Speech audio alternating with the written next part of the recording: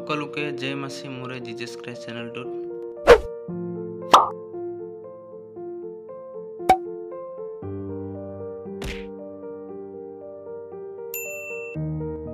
Praise the lord hallelujah. সকলোকে জয় মাসি পুনৰবাৰ স্বাগতম জনাইছোঁ মোৰে জিজাছ ক্ৰাইষ্ট চেনেলত। ধন্যবাদ জ্ঞাপন কৰিছোঁ আপোনালোকে মোৰ চেনেলত জড়িত হৈ আছে আৰু আপোনালোকৰ সহযোগ মৰম চেনেহ মই পাই আছোঁ। মোৰ চেনেলটো 2000 প্ৰতিক্ৰম হোৱাৰ বাবে আপোনালোকক আন্তৰিক ধন্যবাদ জ্ঞাপন কৰিছোঁ। আজি এটা নতুন বিষয় লৈ আপোনালোকৰ মাজলৈ আহিছোঁ।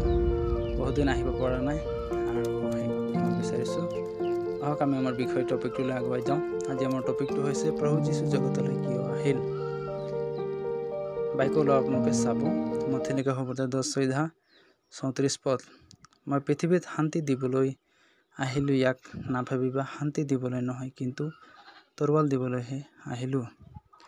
আজি প্ৰভু যীশু আমাক ক'বলৈ বিচাৰিছে যে তেওঁ জগতত তৰোৱাল দিবলৈ আহিলে আৰু এই তৰোৱালটোনো কি হয়।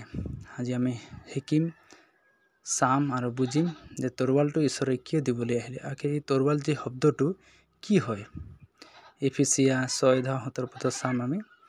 আৰু পৰিত্ৰাণৰ টকয়া আৰু আত্মাৰ তৰোৱাল অৰ্থাৎ ঈশ্বৰৰ বাক্য গ্ৰহণ কৰা। আজি ঈশ্বৰৰ বাক্য আমাক স্পষ্ট কৰি দিবলৈ বিচাৰিছে যে তৰোৱালটো হৈছে ঈশ্বৰৰ বাক্য। ঈশ্বৰে আমাক নিজে যি সত্য বাক্য তেওঁ জগতলৈ আমাক দিবলৈ আহিলে। এই বিষয়ে প্ৰভু যীশু আজি আমাক ক'বলৈ বিচাৰিছে যে পৃথিৱীত আমাক নিজে বাক্য দিবলৈ আহিলে। এই বাক্যটো যে আৰু এক জেগাত উল্লেখ আছে, আমি চাম যোহন লিখা সুবাৰ্তা 1:1 পদ। আদিতে বাক্য আছিল আৰু বাক্য ঈশ্বৰৰ সৈতে আছিল আৰু বাক্যই স্বয়ং ঈশ্বৰ। আজি প্ৰভু যীশু আমাক ক'বলৈ বিচাৰিছে এই বাক্য তেওঁ নিজেই ঈশ্বৰ হয় আৰু এই বাক্য তেওঁ জগতলৈ তেওঁ নিজেই মাংসময় শৰীৰত ধাৰণ কৰি এই জগতলৈ তেওঁ আহিছিল আজিৰ পৰা প্ৰায় 2000 বছৰ আগেয়ে, যাতে আমি সেই সত্য বাক্যক নিজৰ জীৱনত লৈ চলি যাবলৈ পাৰোঁ।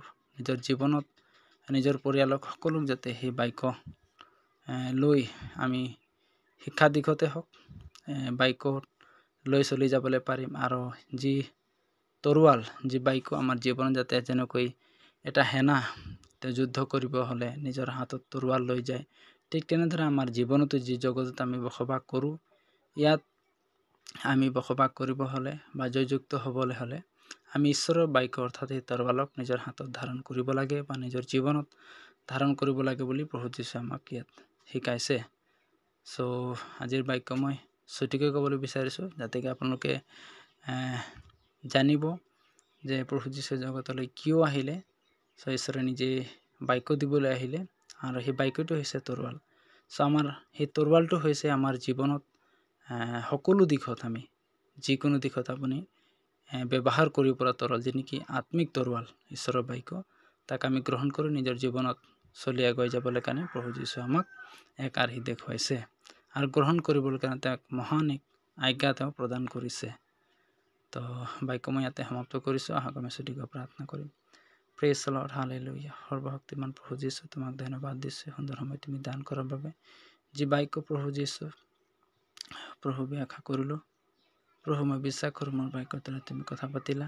যিমানে মোৰ ইউটিউব ছাবস্ক্ৰাইবাৰ ভিডিঅ' শুনিব ৱাচ কৰিব সকলো জীৱনত তুমি অনুগ্ৰহ আশীৰ্বাদ দান কৰিবা। এনে প্ৰাৰ্থনা যীশুৰ নামত আমেন।